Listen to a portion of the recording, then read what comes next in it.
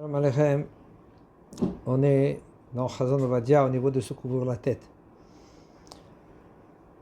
Mishi Mouchach Lishev Begilui Rosh. En général, on est obligé d'être avec la tête couverte. Ça veut dire tout le temps, la tête elle doit être couverte. Okay? Rien que quand un homme, lui, il va se doucher, alors là, la tête elle n'est pas couverte. Il faut savoir, on n'a pas le droit d'être le temps de 4 amot, c'est presque 2 mètres. Comment on marche 2 mètres, combien c'est 2 secondes, 3 secondes, okay? Sans la tête couverte. Mais un homme que lui maintenant il est obligé d'être avec la tête découverte. Par exemple, il est devant les juges, devant les goïms là-bas, ils lui disent oh monsieur, enlevez le chapeau. Et lui, qu'est-ce qu'il va dire? Il est religieux. Il ne peut pas enlever le chapeau, il ne peut pas enlever la kippa, la casquette. Quand même, il peut être avec la tête découverte et de penser d'Ivrei Torah, de dire d'Ivrei Torah, il n'a pas le droit. Et s'il a entendu son copain que lui, qu'il fait la bracha, maintenant il doit répondre Amen. Là, il peut répondre Amen, même si la tête elle est découverte. Mutar la'agdim shalom lechavero gam shechavero berosh meguleh. Il faut savoir le nom d'Akadosh Baruch Hu, c'est Shalom. Et quand tu dis à ton copain Shalom, et lui maintenant il va prononcer le mot Shalom, le nom d'Akadosh Baruch Hu, avec la tête découverte, quand même, c'est mutar.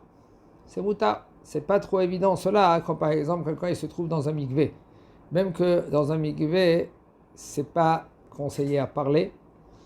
On parle à l'endroit où il y a les bains. À l'endroit où il y a les bains, où il y a les douches, c'est de l'eau chaude.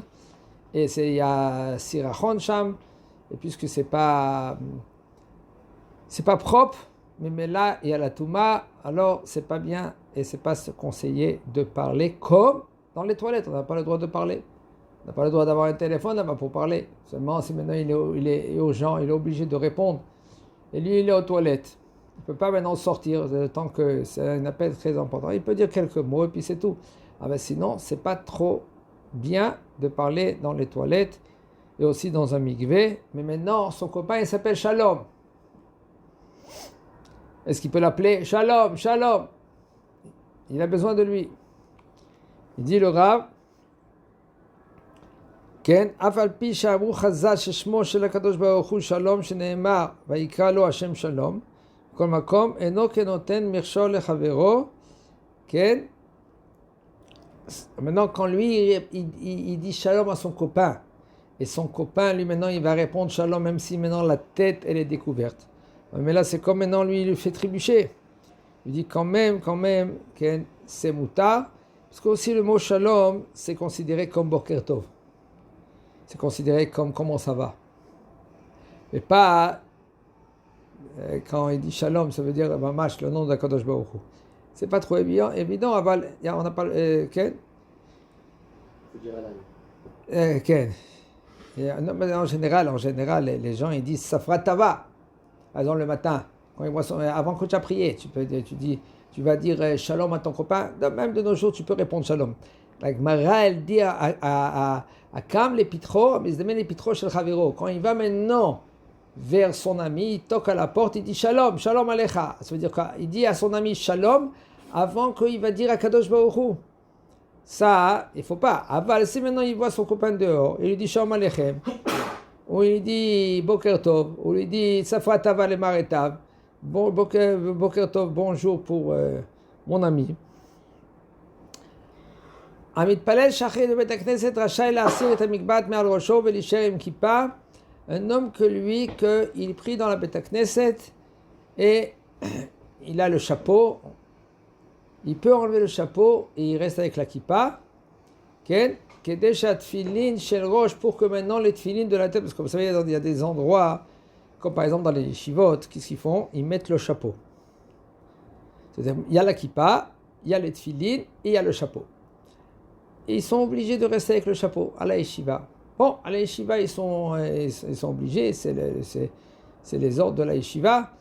Aval, c'est mieux à la Beth Knesset de ne pas rester avec le chapeau si tu as les tefilines. Pourquoi? Parce que des fois, tu peux mettre les tefilines, ils ne vont pas être dans l'endroit où il faut, et maintenant tu mets ton chapeau, okay? Et les tefilines, ils descendent plus bas, et ça, c'est pas bien. C'est un problème. C'est considéré comme peut-être tu n'as pas mis les tefilines. Quelqu'un qui met les tefilines là, et pas où il y a les cheveux. Maintenant, même qu'il a, il n'a pas de cheveux du tout. Il est chauve, le mono. À l'endroit où il y avait les cheveux, il doit mettre là-bas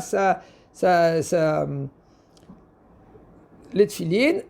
Okay? Mais s'il va mettre le chapeau, les tefilines, ils vont tomber. Ou par exemple, ils vont y aller en arrière. Lui, il va mettre le chapeau. Ils vont être en arrière. Et là, c'est un problème. S'il y a un petit creux ici, si ça dépasse le petit creux, ben, c'est un problème. Okay? Et c'est juste, et c'est conseillé de ne pas mettre le chapeau quand on prie, par exemple, Shachrit. Mais par contre, Shachrit et Mincha Arvit, là, c'est conseillé d'avoir le chapeau parce que tu prends le joug d'Akadosh Baruch Hu. Shema,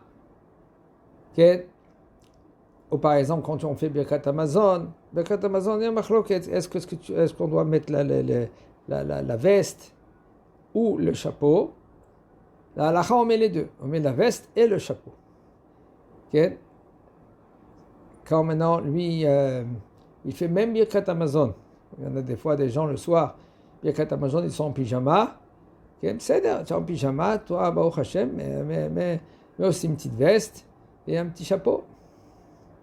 Pour que, au moins, tu vas faire la Birkat Hamazon. La Birkat Hamazon, c'est considéré comme l'Amida, au même niveau. C'est pour cela qu'il faut faire très attention, en premier, de lire dans le livre, de